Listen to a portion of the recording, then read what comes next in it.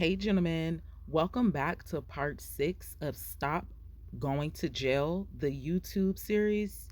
I wanted to give you an example of a recidivist, a repeated offender, somebody that is on the verge of getting life in prison or possibly even the death sentence if they do not stop their criminal behavior.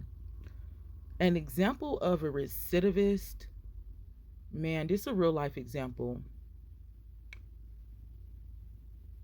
I'm just trying to figure out how to say this because y'all know I don't expose people or anything when I have to give examples and stuff. I'm not saying no names because I never will do that.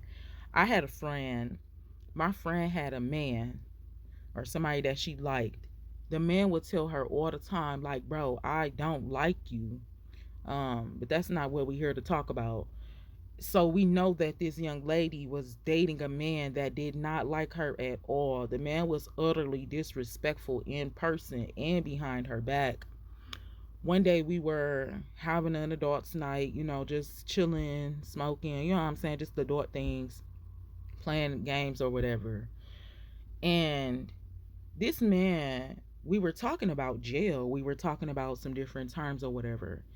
And he was like, man, I swear, like right now, I'm gonna say it just cause for the purpose of this, but I don't want to keep saying it. But he was like, man, so basically, he was trying to give me an example. I don't think he used the word recidivist, but that's what it was after I did my standard research.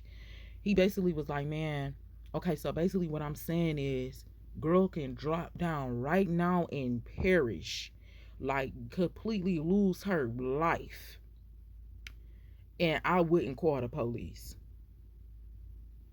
I think me and girl snapped out of our like highness and was like, "What the fuck?" Because she got she was like, "Excuse me," but it kind of took a minute for me. It took a minute to hit. I'm like, "What the?"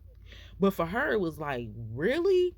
So it lingered on and lingered on, but because and he got the making examples out of her. You want to be careful when people are speaking unauthorized words on your life, putting you in examples of sentences. That is too powerful to where it can come back around if you're not defending yourself spiritually.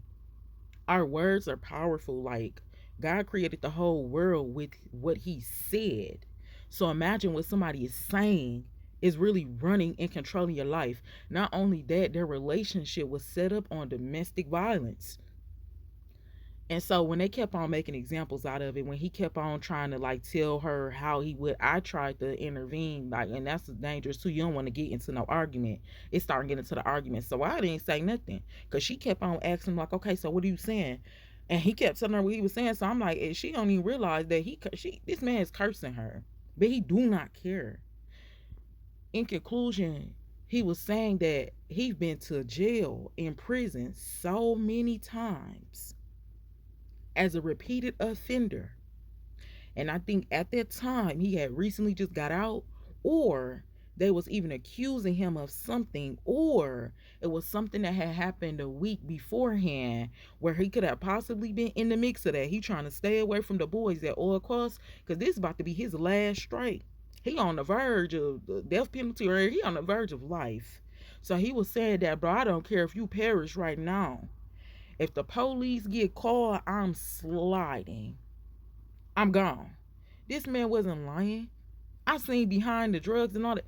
This man was not playing.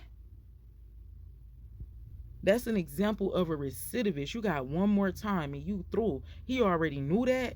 So he said he don't care who it is. It could be whoever. He's not calling the police.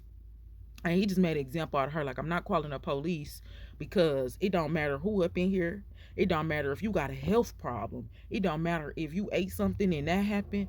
It don't matter how it happened. It could be you and your friend here boxing. It don't matter how it happened. If them boys get called and I'm here, they're not questioning nobody. They're going to take me. Period. That's bold.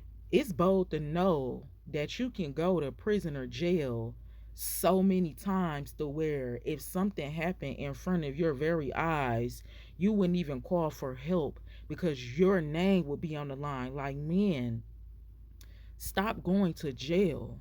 Especially that was a crazy situation. Stop going to jail. because you don't want to be that person. If something happened, you're going to, I can understand putting yourself first, but you don't never want to be in situations like that because you've been incarcerated so much to where you couldn't even save a life. You have to stop going to jail. And that wasn't the only thing that my man's had going on. You know what I'm saying? It was other things that could have got him in jail, like whatever previously had happened. But to sit there and tell a young lady that you're dating, it doesn't matter what y'all going through. If you don't like somebody, don't like them. Don't be around them. But for him to say that for like an hour though, for like a whole hour. And she kept on playing in it because that's how people be doing in domestic violence relationship. They gonna keep on playing. They gonna keep on playing because they thinking like, man, whatever, whatever. But words are very, very powerful. Gentlemen, stay away from toxic women. Stay away from the toxic women.